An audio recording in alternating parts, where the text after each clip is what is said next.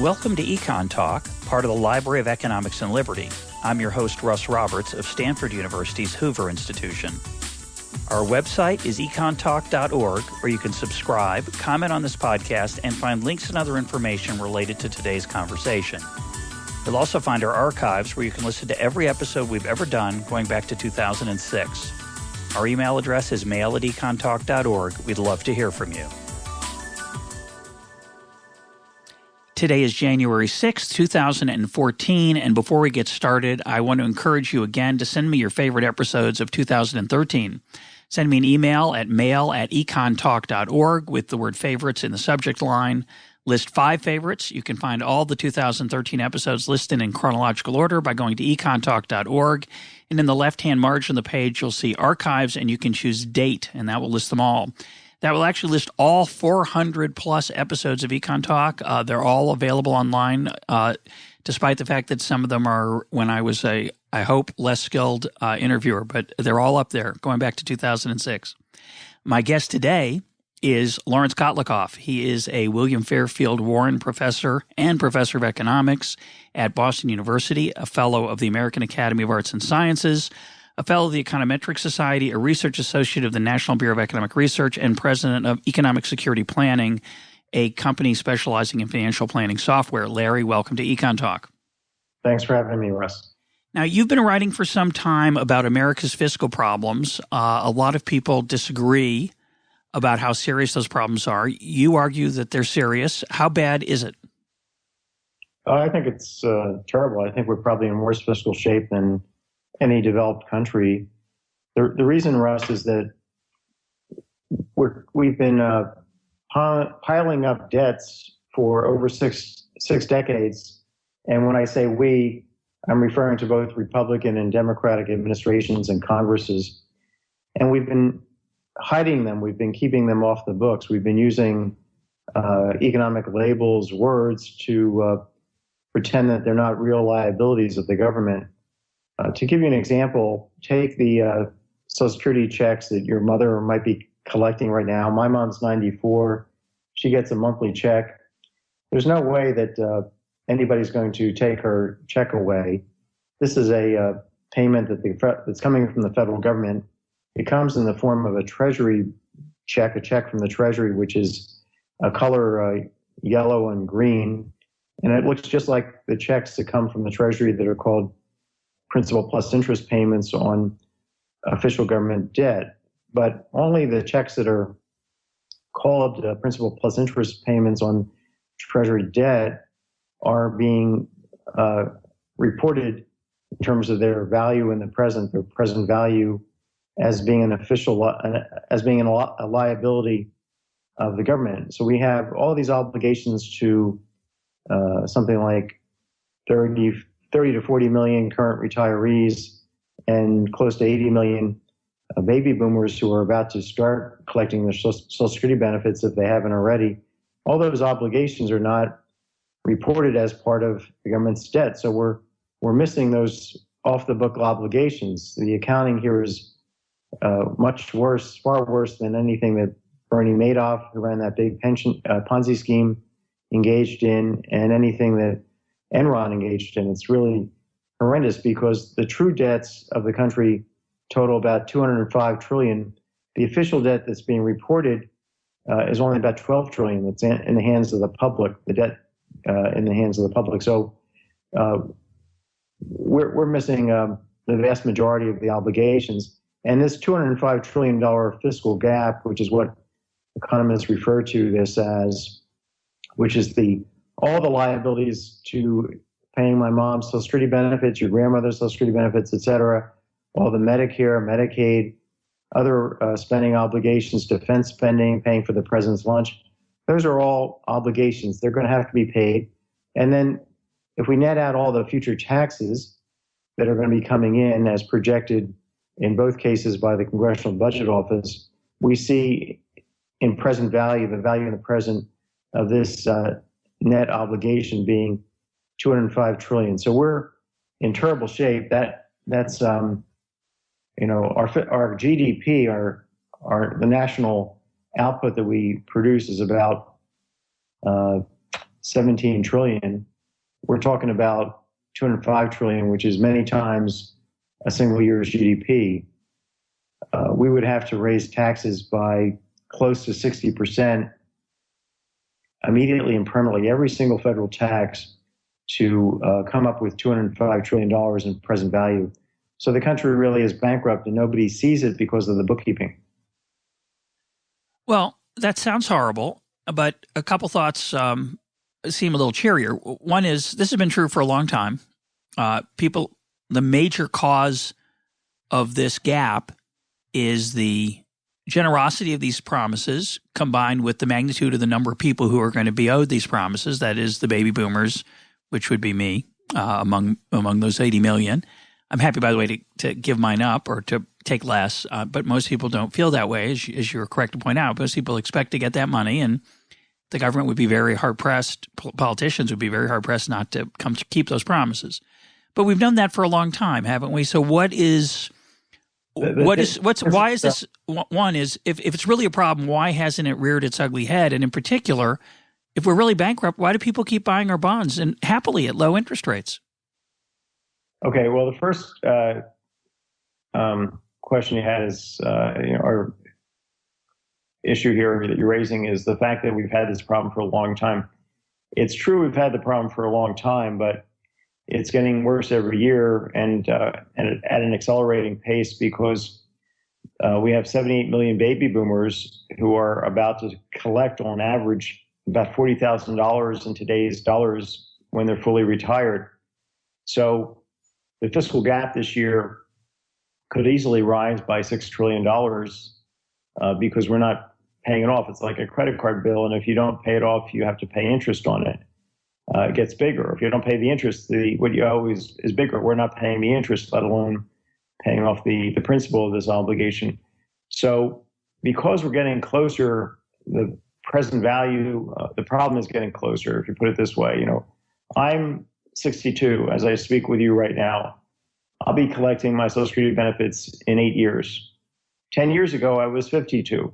The problem was further off. Its value in the present 10 years ago was smaller. So because of the aging, interacting with the growth of the benefit levels, particularly in healthcare, interacting with the number of baby boomers poised to collect benefits, these things are making the problem acute. We're getting very close to, we're not bankrupt in 20 years. We're really bankrupt today. It's just like Detroit. They could probably get by for a little bit longer, maybe a couple more years.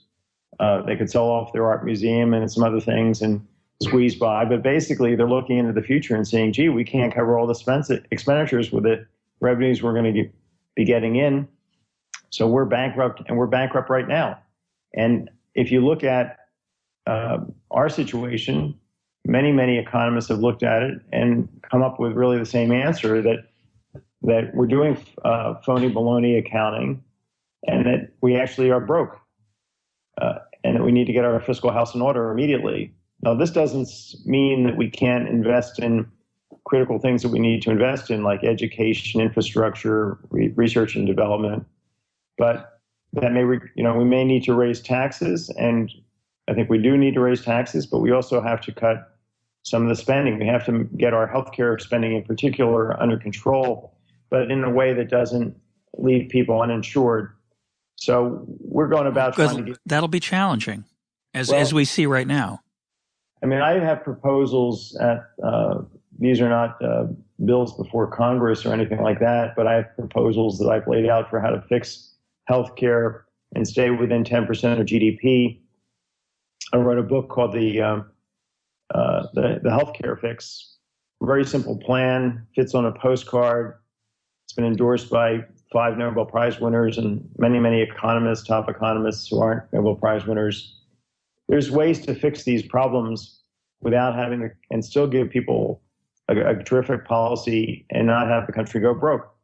But we don't have political leaders who are willing to say, look, you've got a system which is so screwed up, you have to basically eliminate it and start from scratch, build from scratch, rather than taking a bridge which is about to collapse and patching it up and and then for sure you're going to have a disaster. It's going to collapse at some point.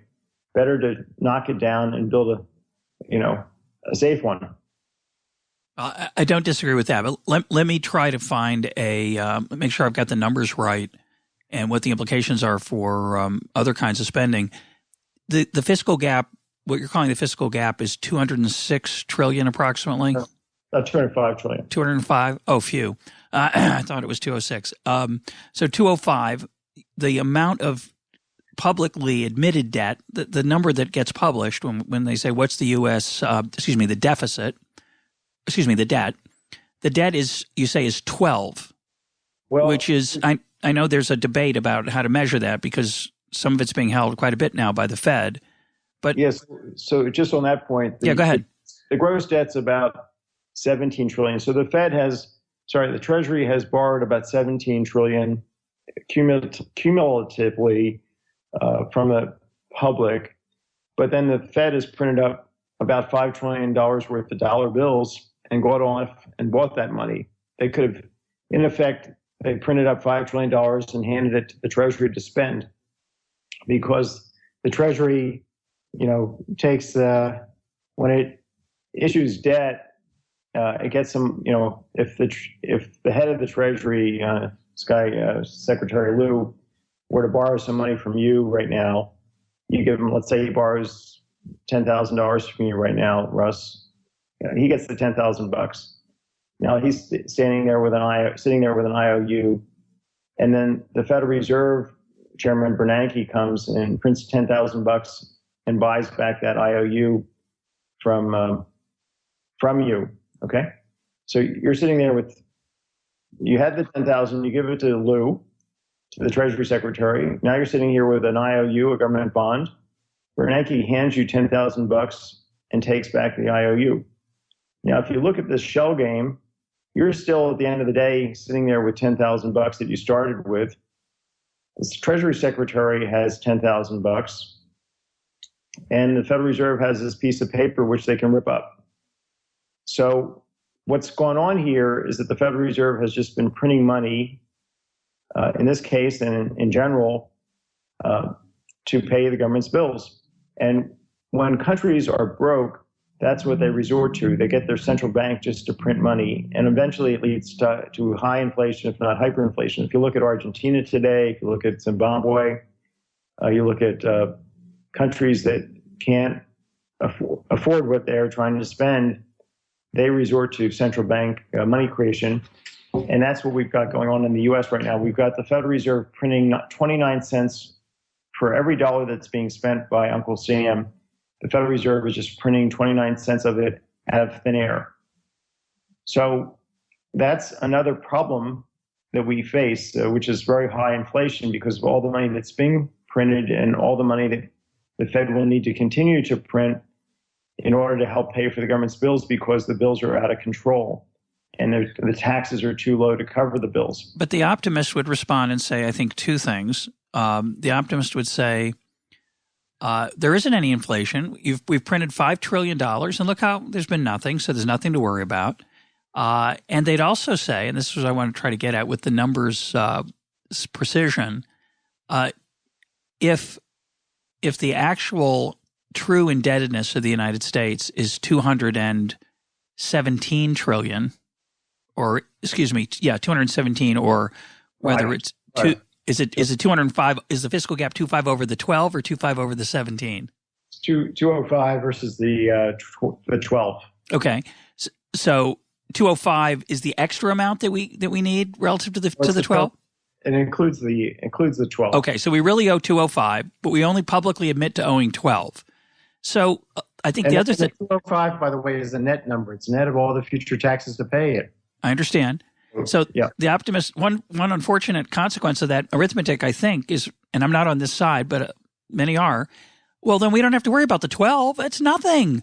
So we should be, in the short run, we have to get the economy going. We need to borrow more money, and we need, or print more money. Doesn't matter. We need to get the economy going, get too many people unemployed. And what your people are worrying about the deficit or the debt in any one year, $1 trillion addition to our debt each year, roughly in the last 4 years, that's nothing. It's it's the difference between 212 and 204, and forget it. That's a drop in, that's a rounding error. What's your response to those 2 points, inflation and therefore we should be spending like crazy now? Economies are slow to adjust and recognize realities, but when they do, things happen pretty quickly. So right now you have folks on Wall Street, they see these problems, but they're waiting for other people on Wall Street to see them. I just spoke with about 50 bond traders, and they're asking, they're very interested in the, whether or not the government's broke and whether we're going to have inflation and what the true fiscal situation is. So I tell them about that. They have a lot of questions. Then they ask me at the end of the session, what do other bond traders think? At what point are the other bond traders going to recognize? Yeah, sure. So what they're interested in is making money in a pack and losing money in a pack. If you have a bond trader that loses money by himself, he loses his job. If other people lose money with him, no problem. So at some point, the entire bond market will flip, and we will have interest rates go up, and we'll have inflation take off. The U.S. cannot indefinitely pay for these obligations with money creation. It can't print $205 trillion. Okay, the basic money supply which is called M1, as you know. Let's see, today's M1 is probably about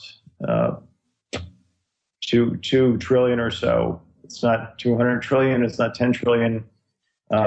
So there's a limit to how much money is going to be able to be printed. And it may be a few years before everybody understands it, but over time, the official deficit will start getting bigger and bigger. If you look at the CBO's projections of our fiscal affairs, which is called their alternative fiscal scenario projection, and they've done their best to hide this from the public, but they put out what's called the extended budget forecast, baseline forecast, which is a complete fabrication about what they really think. And then they also have put out, but rather quietly, this alternative fiscal scenario, which shows the official debt just as it's currently measured, exploding through time, exploding. And the difference between the two is that the so-called baseline has assumptions that have never held for very long. Assumptions about cuts in payments to doctors for Medicaid and Medicare and things like that, right? That's what the difference between the baseline and the alternative. The baseline is this rosy thing that everybody, quote, everyone agrees is not true? Yes, exactly. Everybody, especially the CBO, agrees is not true, thinks is not true. But that's why they have this alternative fiscal scenario that shows just disaster looming. And even with the baseline extended forecast, you've got a $50 trillion fiscal gap. It's a quarter of the right number, but it's still very big. So Wall Street somehow failed to see the crash in 87. They seem to fail to see the crash in 33. They seem to, in 29, sorry. In 2008, they didn't see the crash. The value of a Lehman Brothers stock was quite high, even a month or two before it went to zero. Bear Stearns stock was quite high, even a week before it went down the tubes to like $2 a share. So Wall Street is not a place to look for perspicacity in terms of what's coming, for honest or reasonable forecasts of what's coming. They are always behind the eight ball, as far as I can tell, but the CBO doesn't lie. The demographics don't lie. At least the CBO doesn't lie when it comes to their alternative fiscal scenario. They're saying, look, you've got this many baby boomers, 78 million. They're going to be collecting Medicare, Medicaid, Social Security benefits, and we can reasonably say how big they are. And they're going to collect them at these dates, and that's going to be like $3 trillion a year in today's dollars when they're fully retired. Now, that's a huge amount of money that we're not prepared. We've got this. This is just like Detroit seeing these firemen and policemen and teachers that it owes pension payments to, and ignoring the fact that that obligation is around the corner. And then they turn the corner and they can't pay those bills, and they declare bankruptcy. So how does the U.S. declare bankruptcy? Well, it's declaring it by printing money. Because that's the easiest thing to do. But don't. So I agree with you, but wouldn't Ben Bernanke and other economists of stature argue? I don't agree with them, but don't they argue that, look, this is, of course, in the long run, there's going to be some problems, but we're going to grow a lot in the meanwhile. We'll have some political solutions. The main thing right now is to get the economy back to health, to get growth into 3 to 4% range, which would help reduce this problem.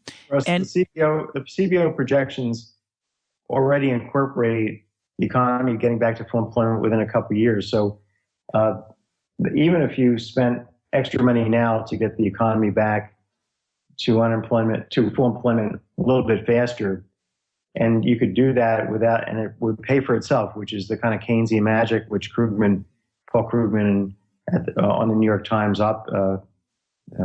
page has been selling, the kind of demand side magic or voodoo economics, as I would view it. You'd still have an enormous fiscal gap. It's not like these problems are going to go away. The CBO is already projecting the economy will be back to full employment in a couple of years. So it's not that you can spend your way out of this problem or cut taxes out of your way out of this problem. What we've got is a vast populace of economists who've been well trained, who think that people on the far right and the far left, who are getting so much press attention when it comes to economic policy pronouncements, and that's people like Bart Laffer, who say that you can cut taxes presumably to zero and get more revenue. And you've got people like Paul Krugman who's saying you can spend as much as you want and it will pay for itself. The economy will expand so rapidly to pay for itself. Well, the vast majority of economists think this is crap. This is voodoo economics, and they don't believe it. And there's no real evidence to support it. We spent a lot of money, wasted a lot of money, left much bigger bills to our kids, and it hasn't turned the economy around. Because the economy really, in my view, and I'm not a full-fledged macroeconomist, so others may disagree, but I think the economy is very fickle. If everybody believes there are going to be bad times, they take individual actions to make that happen. If they believe there'll be good times, they'll get that to happen. So you have Lehman Brothers fail in September 15th, 2008. It fails. And everybody in the press and the politicians started talking about the Great Depression. And the searches on Google just spiked like crazy for the Great Depression. And very quickly, employers start laying off vast numbers of people. Now, if you look at it in physical terms, Lehman Brothers building didn't collapse. None of the people were killed. Nothing physical happened to the economy's productive capacity.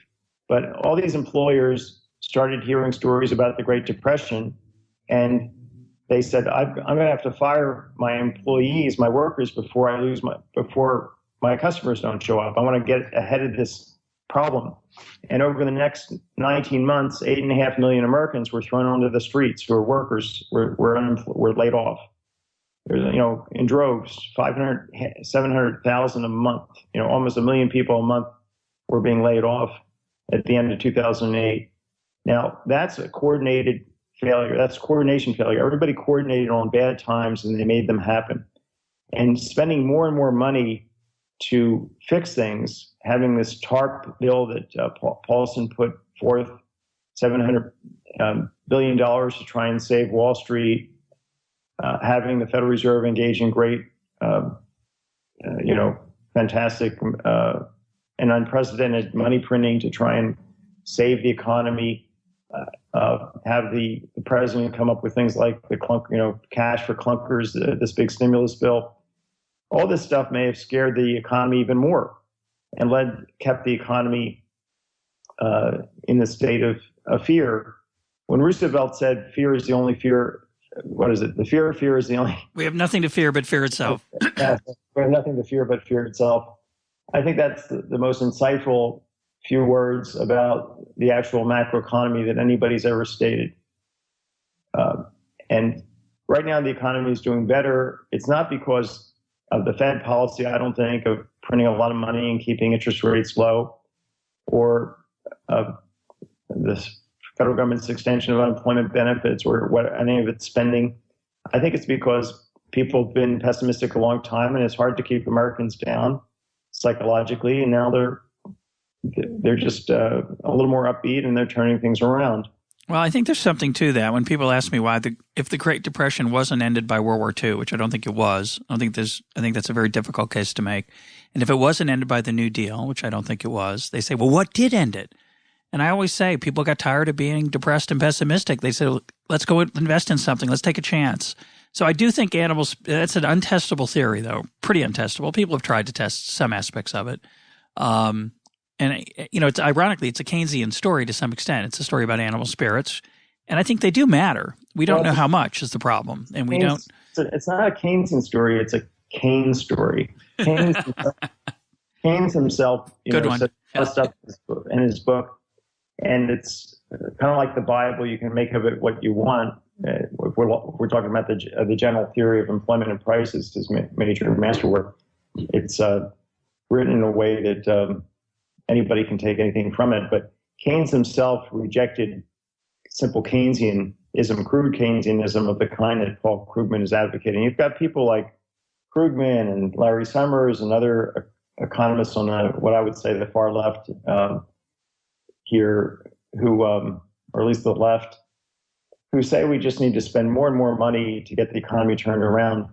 But the funny thing is they don't give you any theoretical framework for where that's from, coming from. The standard Keynesian model is one in which prices are supposed to be too high, either regular retail prices or for consumption goods and services, or wages are being set too high. But when Lehman Brothers failed in 2008, I don't know any employers who went out and raised their prices sky high, or any unions or a set of workers who started setting their wages too high.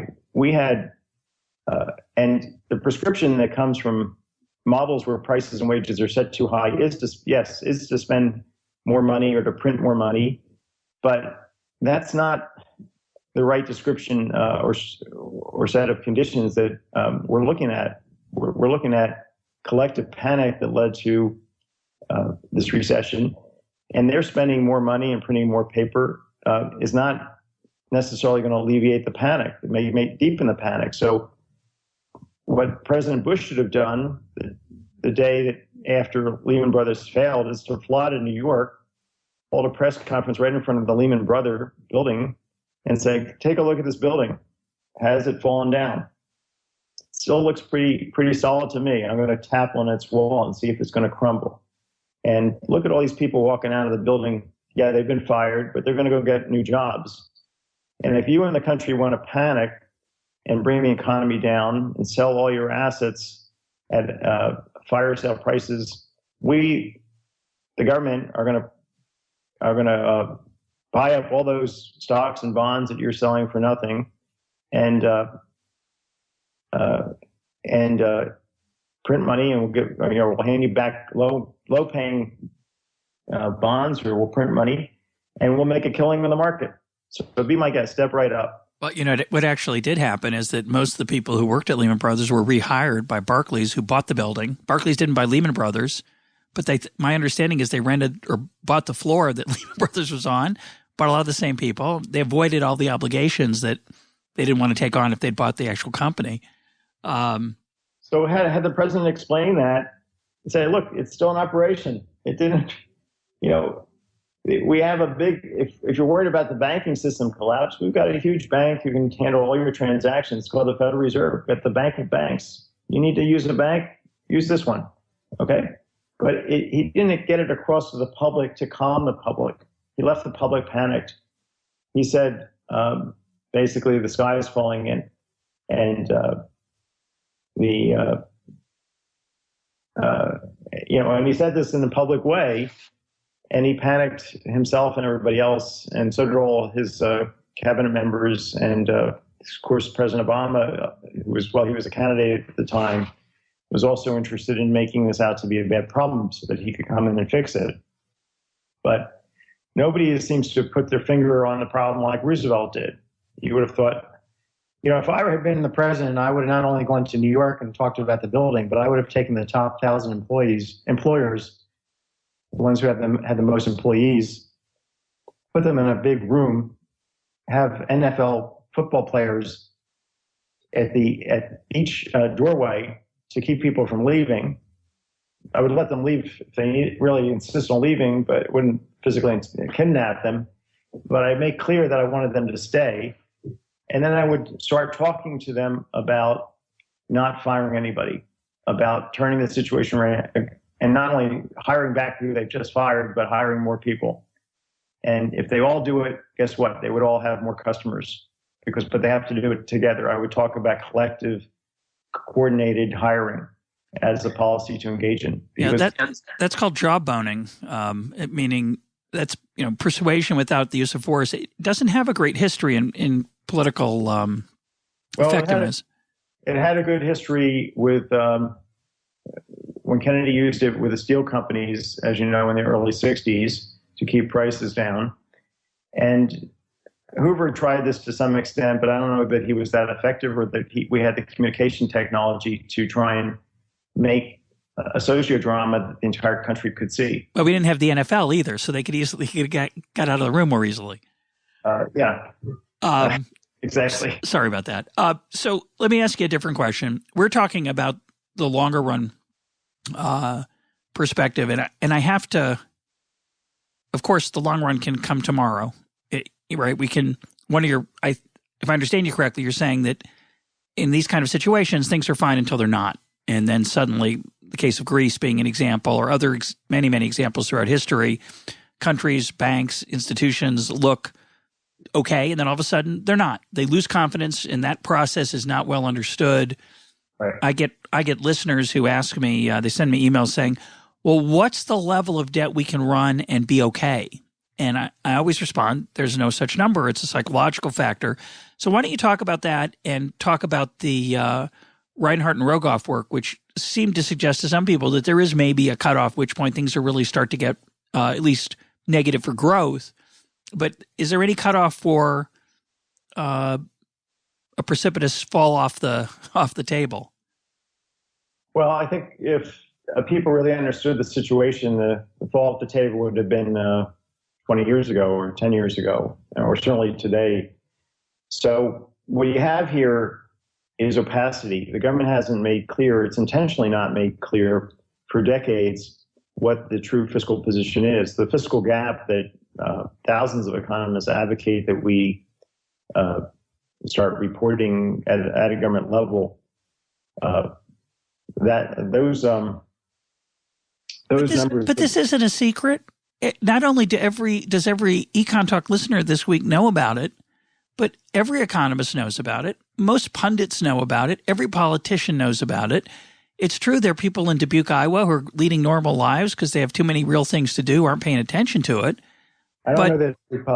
Look, the CBO put out its alternative fiscal scenario, its extended baseline forecast in October, and they didn't reveal the alternative fiscal scenario until people like myself started screaming at them. 2 days later, they stick it into an Excel spreadsheet. Meanwhile, the press reports that the country's fiscal policy looks pretty good. So I don't think they know about it. I think they've intentionally, I think the government has intentionally kept this information out of the public's eye.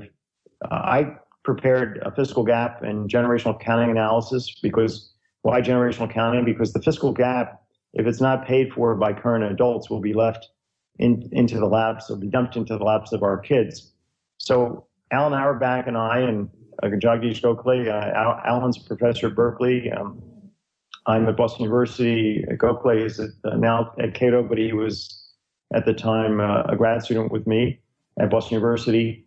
We did a study in the first full year of the Clinton administration's term on fiscal gap accounting to be included in the president's budget.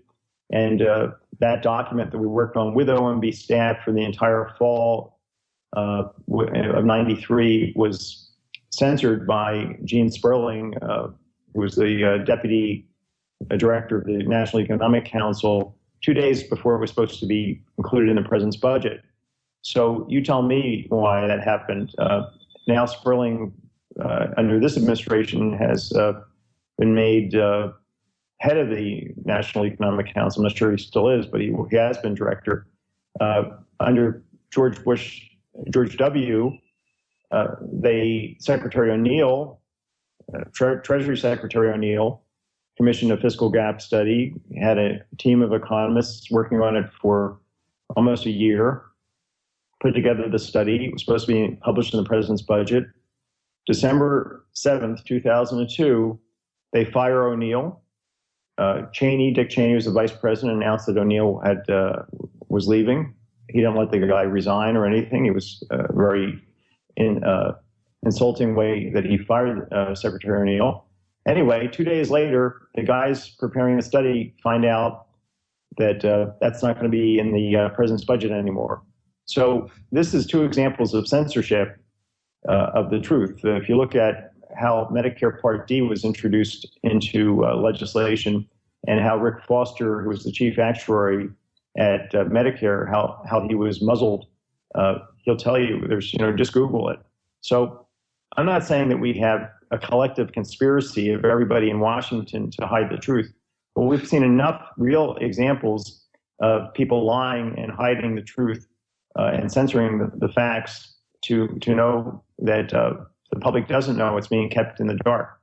Well, I agree that the public doesn't know precisely what the numbers are, but I think there are a lot of people know that they're, quote, large.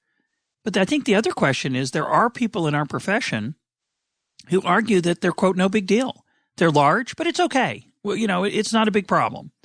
Those are the folks I don't understand. I don't understand these people either. I don't know if they've got kids or grandkids to worry about. There are some people in the profession who think we can just print money out forever without any implications, that we won't ever have inflation. Now, it could be that everybody in the world for the next 200 years starts wanting to use more and more dollars, and we can just print them and take back all their goods and services for printing money. That's a possibility. So there are extreme scenarios, but in the history of the world, we haven't seen any country be able to get by with running a fiscal policy like this that is this out of control and involves this much printing of money. We've we're basically quadrupled, increased by a factor of roughly 4, what's called the monetary base, the amount of money that the Federal Reserve prints. And most of that right now is being held in the banks as reserves, but it could get loose and get into the bloodstream of the economy and start leading to price increases. Or people could just decide tomorrow that the government's printing money like crazy, which it is, to pay for its bills, and therefore we're going to have inflation, and therefore I'm going to stop holding long-term government bonds and nominal bonds, and I'm going to start turning money into a hot potato. And overnight, inflation could take off because people think inflation is going to take off. And here again, we have psychology with respect to the timing. What about in the shorter run? Let's talk about the $12 trillion that is owed in treasuries, which, if I understand it correctly, is financed in very short-term ways and rolled over, which means that when interest rates do begin to rise, which, of course, the Fed's been diligently keeping them down, at least that's the claim, our interest costs in the very near future, forget 2030 or when the baby boomers are swelling in very, very large numbers, in very short order, we could have some serious fiscal issues because of the treasuries, correct? Well, the treasury debt, which is $12 trillion, is about 70% of GDP. If that was our only problem, we would have not a big problem, but paying off that debt over time. But we have, your Medicare benefits to pay, your neighbor's Medicaid benefits, your Social Security benefits. Obamacare could turn out to be enormously expensive. We're not organizing getting everybody health insurance in a way that fixes a total spending cap. I don't think they're bending the cost curve. Yeah. So no, they're not. And so this is just irresponsible behavior on parts of politicians of both sides who are trying to get the elderly's vote. And when President Bush introduced Medicare Part D, which is drug insurance, prescription drug insurance for the elderly, it produced an extra $15 trillion, added $15 trillion to the fiscal gap. He didn't ask a single older person, including Warren Buffett, to pay a penny for this extra form of social insurance. Now, I think that older people need to have insurance against prescription, very high cost of paying for their medications. But I don't think that the bill should be left to some poor kids who are being born today or being born in 10 years. And that's what we're doing. So this is a matter, a lot of people like to portray this as the right versus the left, the poor versus the rich, but it's really adults versus children. The government's been engaged for decades, both parties, in take-as-you-go policies. Each generation of old people gets to take from the young people, and the young people are told, no, don't worry, you'll get your chance to take from your kids when you're older. It's a beautiful social contract. Yeah, it's. I've always found it mildly offensive compared to a true family relationship, but some people can romanticize it, and it's interesting. It's generational theft, and it's all under the rug. And we have opacity, running rampant throughout the federal government in terms of its accounting, but also in the banking system. Nobody knows what any of these banks hold in terms of assets. There's no disclosure. The fact that Bear Stearns could be worth a lot of money a week before it failed and worth nothing the day it failed, it didn't actually formally fail. It got bought up by JP Morgan Chase. The fact that it could move that quickly means that nobody had any idea whatsoever about the true assets that it held and what the value of those was. The whole thing was faith-based banking. We believe that Bear Stearns has valuable assets because Bear Stearns tells us that it has valuable assets, right up to the point where everybody says, well, I'm not sure about it. What I'm really not sure about is whether anybody else is sure. And I'm worried that they're going to pull their money out. So we had the hedge funds engage in a run on Bear Stearns because they thought other hedge funds were running. So bingo, that's the fragility of the banking system. And that interacting with the leverage permitted the entire financial system basically to fall apart at a moment's notice because of the opacity. Nobody knew what those banks had. Just like if you go back to 1982 with the Tylenol scare, are you familiar with that? I am. Okay, so what happened there was 4 bottles of Tylenol were tainted with cyanide in a couple of drugstores in Chicago. And 7 people died in short order from buying these 4 bottles. And all around the world, we had 30 million bottles of Tylenol. And everybody decided overnight, all around the world, in Thailand, where there were shelves, drugstore shelves that had Tylenol, that Tylenol was tainted because what was important about those Tylenol bottles was that there were no safety seals at that point. So there was no real disclosure as to what was inside those bottles. Now, Johnson & Johnson lost $100 million. They threw away all that Tylenol, 30 million bottles they recalled, threw it away, and put on safety seals and put that Tylenol back into the marketplace. And and what they did that by putting on safety seals was to disclose what was inside the bottle. More or less. I'll just say more or less, but I'll take your point. More or less, not. It's not 100% still, but it's higher than before. A stranger couldn't walk into a drugstore in Chicago and inject something into a bottle once it was on the shelf. Yeah, I'm sure you're right. And somebody inside Johnson & Johnson could still try. Correct.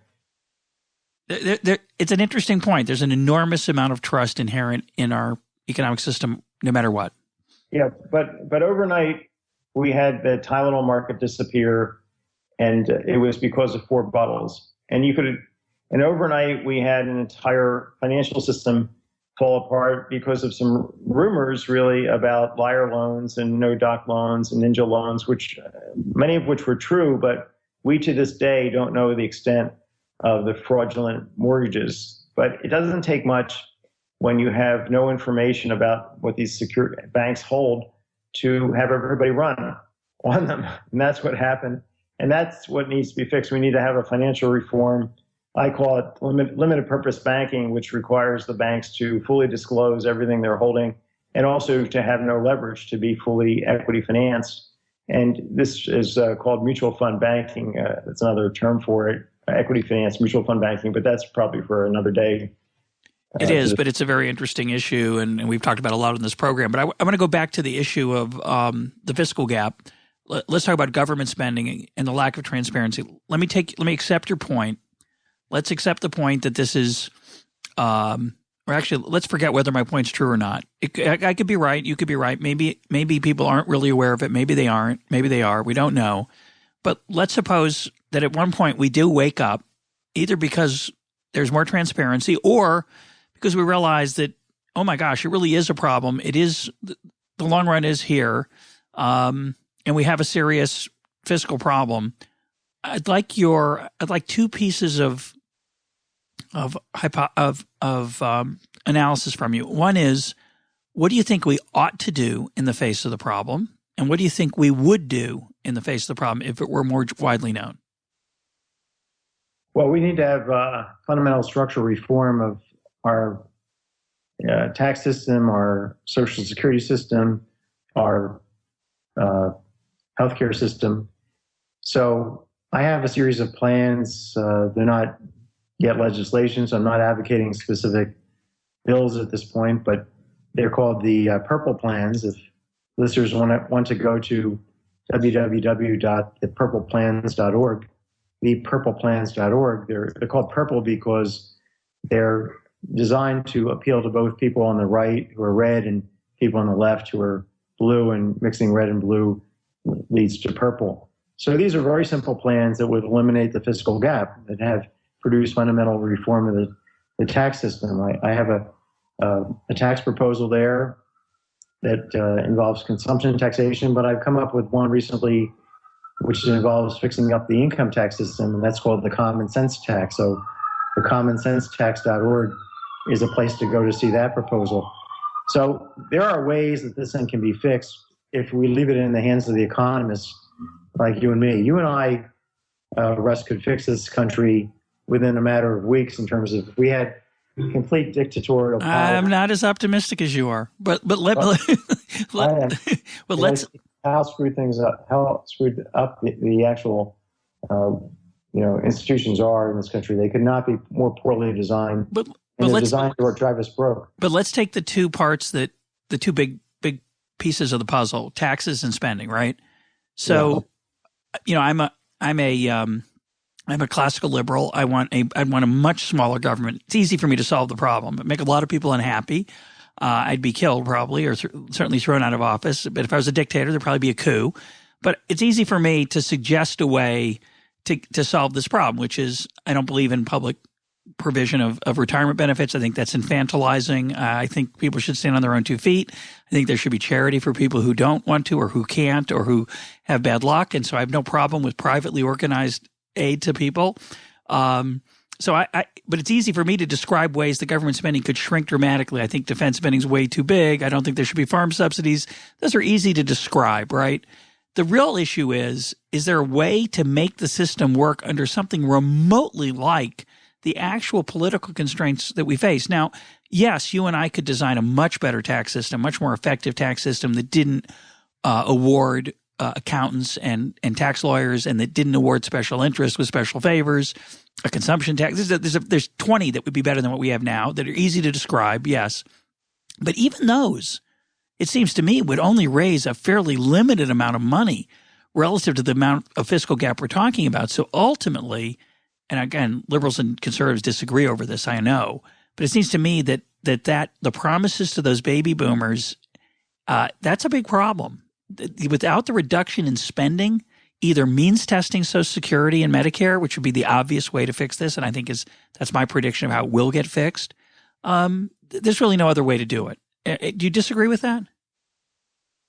Well, the problem is if we don't do this, really fix these systems fundamentally, we're going to end up with marginal tax rates that are sky high. They may not be explicit, but they're going to be implicit. Like, for example, the Obamacare plan that's now being implemented, one of its problems is that it has very large subsidies, but every dollar that you earn, you lose a lot of money in the subsidy if you're in that range where you're getting a subsidy. I've seen estimates of 25 cents on the dollar, so it's like an extra 25% marginal tax that people are facing. So you can easily get people into the 60% marginal tax bracket. And if we keep raising these effective marginal taxes to 75, 80%, you'll have nobody have any interest in working. It'll be a total mess. So what we need to do is, get control of the spending, put a limit on the growth in healthcare spending, but do it in a way that everybody has a basic plan and a healthcare plan, health insurance plan, and have an efficient tax system that doesn't involve armies of lawyers and accountants to screw around with it, and have a Social Security system that people can understand. The Social Security system has thousands upon thousands of rules that nobody can remotely decipher. And it's got it's completely underfunded. It's in probably worse shape by itself than Detroit is. If you look at it, it's 32% underfinanced. If you look at table 4B6 of the trustees report. So we have to figure out what, both Republicans and Democrats at this point have agreed that we need a Social Security system. We need to force people to save and have some basic retirement income. They've all agreed effectively that we need to have universal health insurance. And there's consensus really that we shouldn't have a tax system that's crazy, but we want to have one that's progressive. Our system, I don't think, is all that progressive if you really look at it carefully. So somewhat progressive. Somewhat progressive, but there's actually more consensus among these two sides. What's lacking is plans for how to fix them, because you've got 535 members of Congress, not a single one of them is a PhD in economics. So they've made a mess. So it's time for them to start listening to economists. Now, you say it's not going to happen, they're not going to listen to me or you. No, I said something worse than that. I said it'd probably be better if they didn't. I like you. I haven't looked at the purple plans. They sound like they might be okay. I might like them relative to the current situation. But there's a lot of other economists they don't like. So I'm not really confident that if they start listening to economists, they're going to listen to the right ones.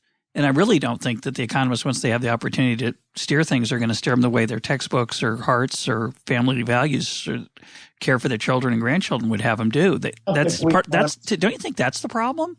Don't you think every member of Congress understands what a marginal tax rate is? Don't they think they understand that our tax system is rife with complexity, and they like it that way? It's not because they don't understand it. It's good for them.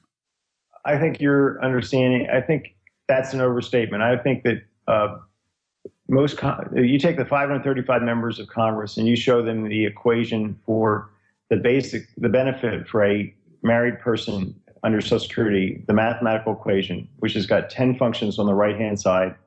Some are minimum functions, some are maximum functions. They're certainly not smooth functions. One's in 4 dimensions. They will have no idea right now, as we speak, of the complexity of the system that they've produced, of the fact that people can't remotely understand what they've put into place. No, I think that I agree with that. Degree of knowledge about they've actually done and what's actually going on is very limited, and that it's time for economists to help save the country. So I have a different perspective. I think we need to prescribe solutions, not just describe the problems.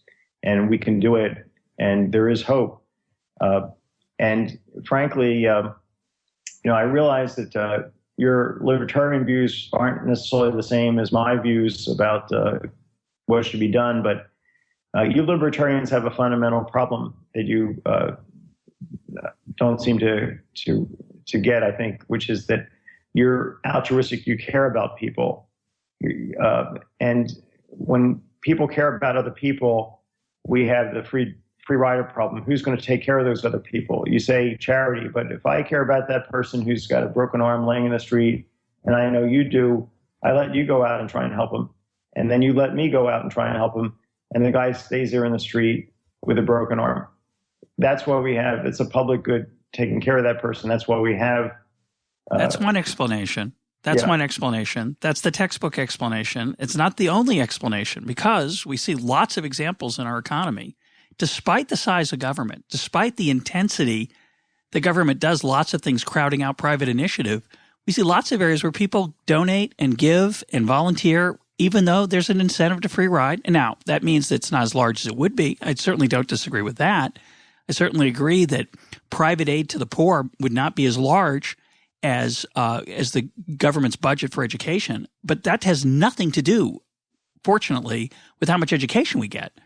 We live in a world right now where public education is free out of pocket to every American, and yet people donate to private charities to give scholarships to kids to get them out of those, quote, free schools because they're so horrific. They don't free ride. They free ride maybe in the amount they give. They don't give the full amount they'd give if they could collectivize. I agree with you. We do have, a lot of charity, and people are very kind-hearted, and they do go out in the street and grab that person with a broken arm, but it's not a guarantee. And so I think that we have to recognize that we are going to have the government involved pretty heavily in the economy, but it has to be done at you're right, a much more efficient scale and a smaller scale, so it doesn't drive us broke. And that can happen. There is reason to be optimistic. There's also reason. Bring that on. Let's hear the optimistic part.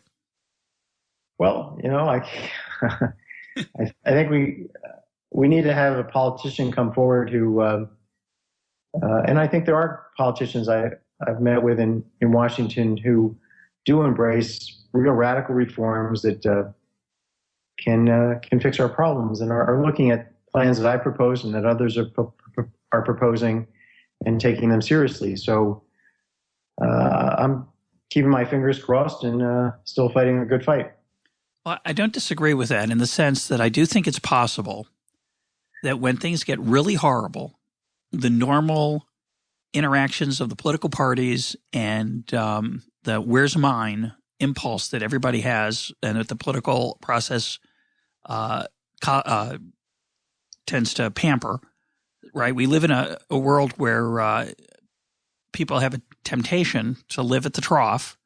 And that includes my profession, our profession, the economists, who get a tremendous subsidy, in my opinion, through government. Our salaries are dramatically higher than they would be in a free market.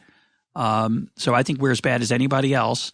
But maybe there would come a day where things were so horrific that people would say, maybe we need to band together and not just say, where's mine? And that will require, perhaps, it will require a change in our political incentives, is what I believe. It may also require a visionary, which is a very tragic thing to count on, because most visionaries don't turn out to be very visionary, left or right. They always disappoint us. So to count on that visionary is going to say, my fantasy version of it is that visionary steps forward and says, we've got to go back to the Constitution. Government does too many things that aren't allowed by it.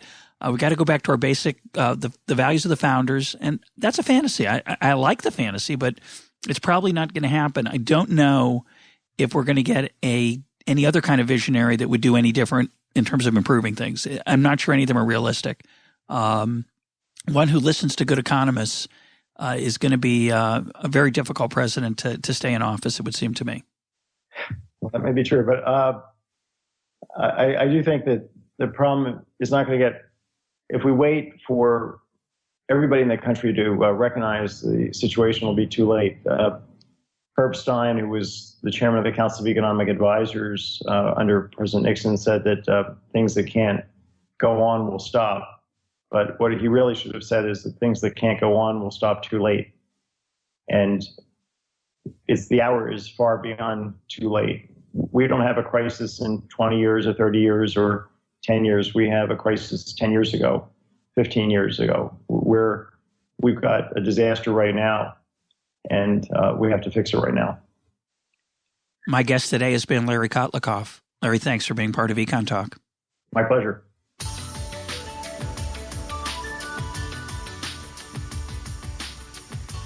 This is EconTalk, part of the Library of Economics and Liberty. For more EconTalk, go to econtalk.org, where you can also comment on today's podcast and find links and readings related to today's conversation. The sound engineer for EconTalk is Rich Goyette. I'm your host, Russ Roberts. Thanks for listening. Talk to you on Monday.